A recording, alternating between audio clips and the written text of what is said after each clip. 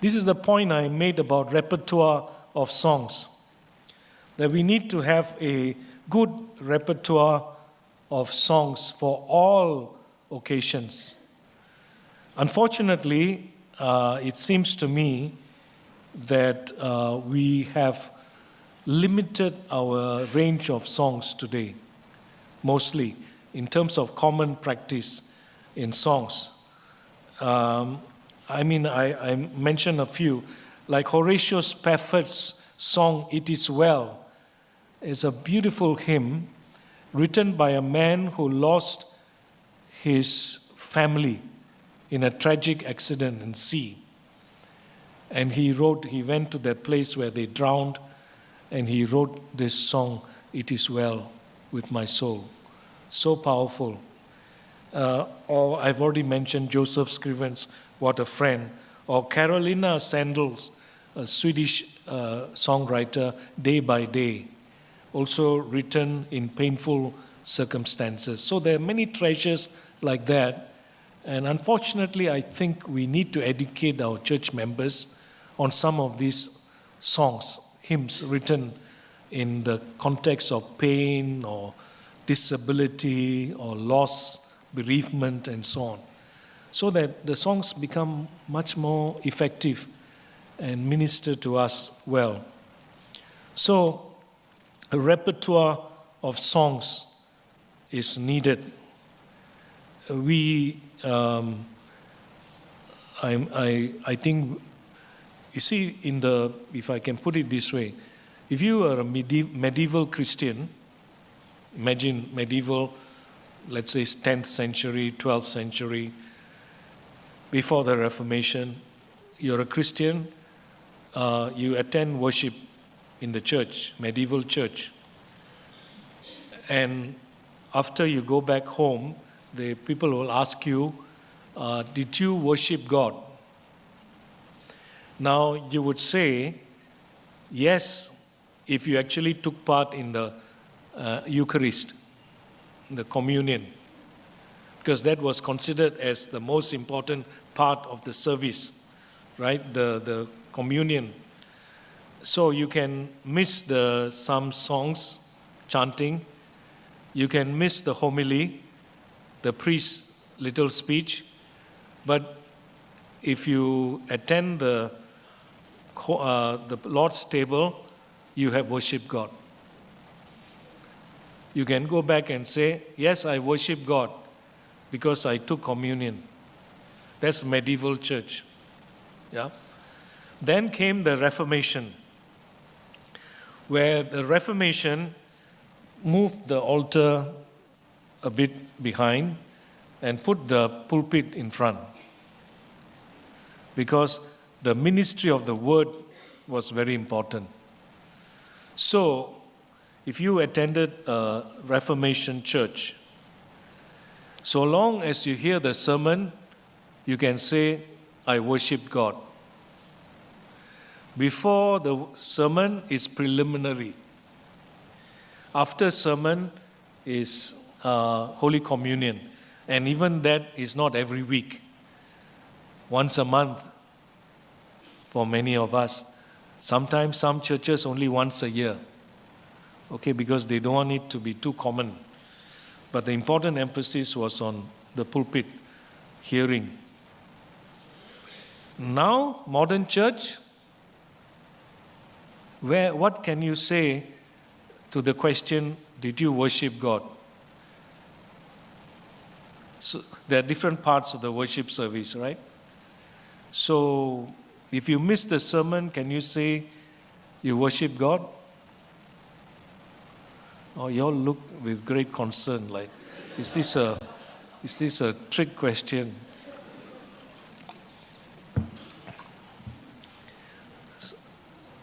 Notice how worship leaders, when they come, they say, now let's worship God. And after the singing is finished, now you can sit, the worship is over. Basically, that's the message, right? Worship is done. Now you bear with the sermon. Okay, so you listen to the sermon, and then If there is communion, okay, there's communion. Some people quickly run after the communion before benediction. Why? Because car park, better run before get caught in the jam, and then lunch is delayed. So all these things that happen in church. But notice what has happened. Medieval church, the table was most important. Protestant Reformation church, pulpit most important. Modern church, singing, the stage most important. You see how the concept changes over time.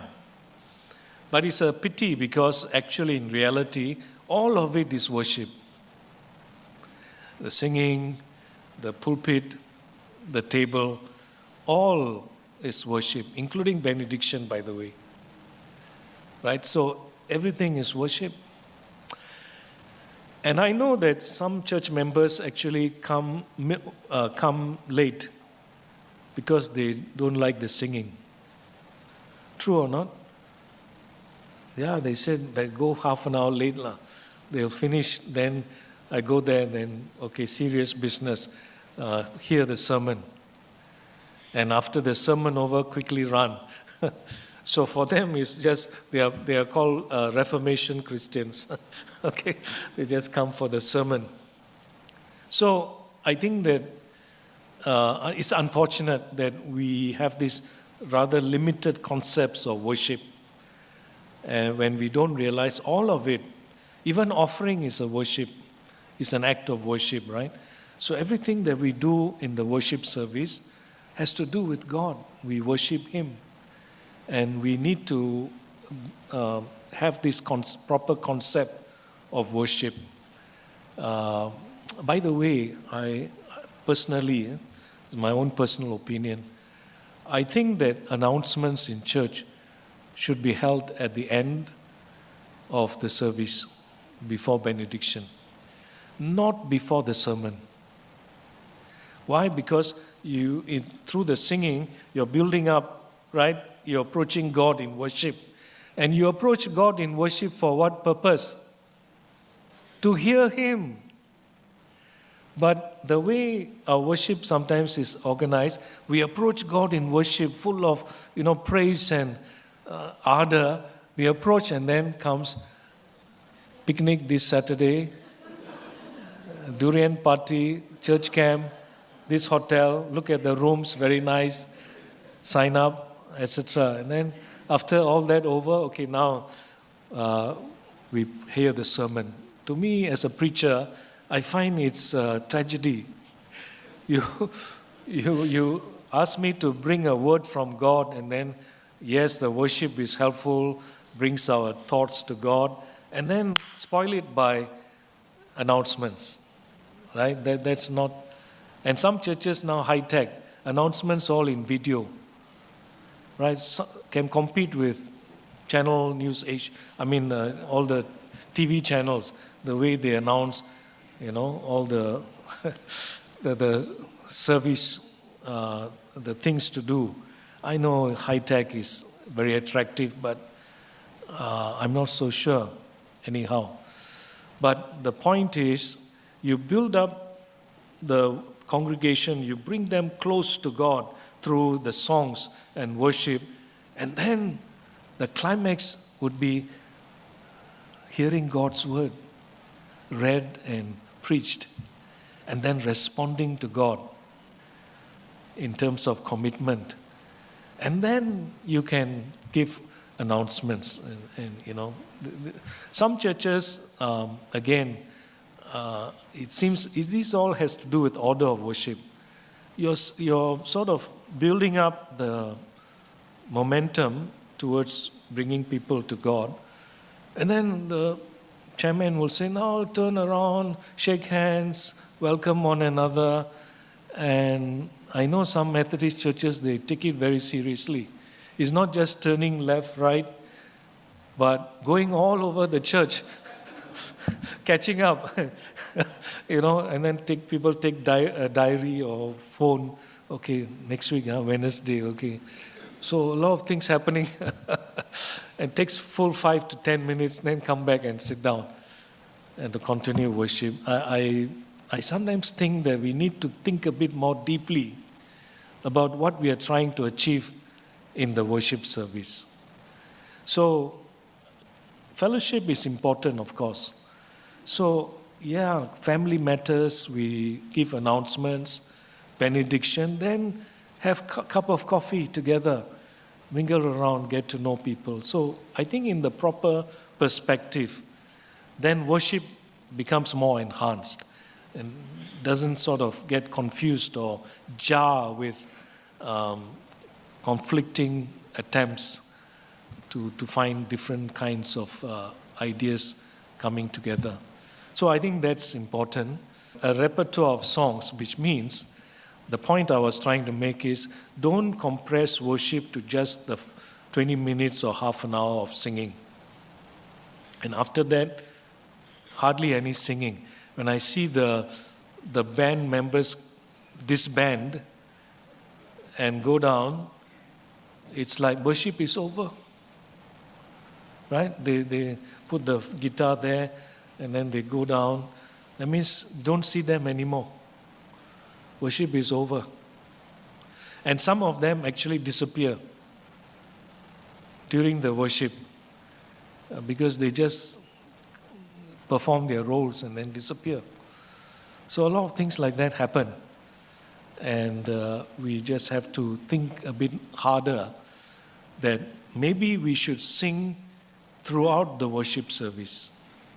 We should have songs of praise at the beginning, songs of confession, songs of thanksgiving, and then songs of offering to God, songs of waiting for God to speak, songs in response to God, and then songs of dismissal, blessing the people, sending them with a kind of a missionary song. So we have songs for every occasion spread throughout the worship service. I think that's a better way. I find that my heart can sing throughout the worship at different points rather than constrict to just the first part. After that, I'm tired, I sit down and I become a spectator. So I think it has to be planned carefully. Just like the Psalms covered a range of life situations and emotions, I think our songs should reflect that same kind of life situations and emotions. I preached recently in a church on the parable of the Good Samaritan. My topic was, my title was Try a Little Kindness. The teacher of the law came to ask Jesus about how to have eternal life. And Jesus says, what does your law say? And the man said, love the Lord your God with all your heart, soul, mind, and strength. And love your neighbor as yourself. Then Jesus says, that's it. Do it and you will have life. And then he's the type of guy who cannot give up questioning. So he said, who's my neighbor? So then Jesus told the story.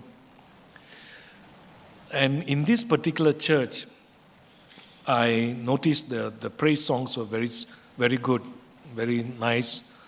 And I think they meant it very well, the singing team and the musicians, praise song.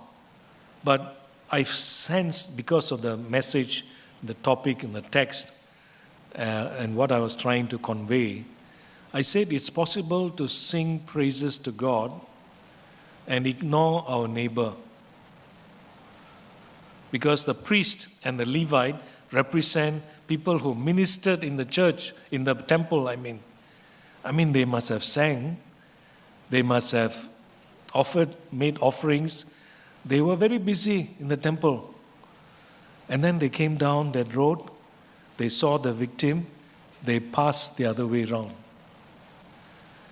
So there's no guarantee that worshiping God will make us more sensitive to the needs of others.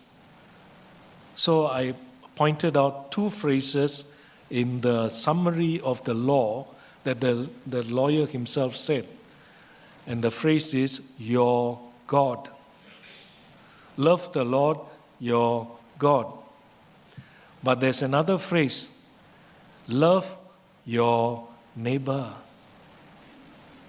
Love your neighbor. So, you see, I was trying to tell the congregation, the songs that we sing have to educate us on knowing our God.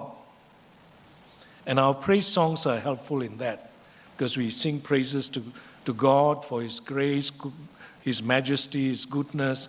We sing praise to Christ for His sacrifice on the cross and so on. Yes, know your God through your singing. But how about knowing your neighbor through your singing?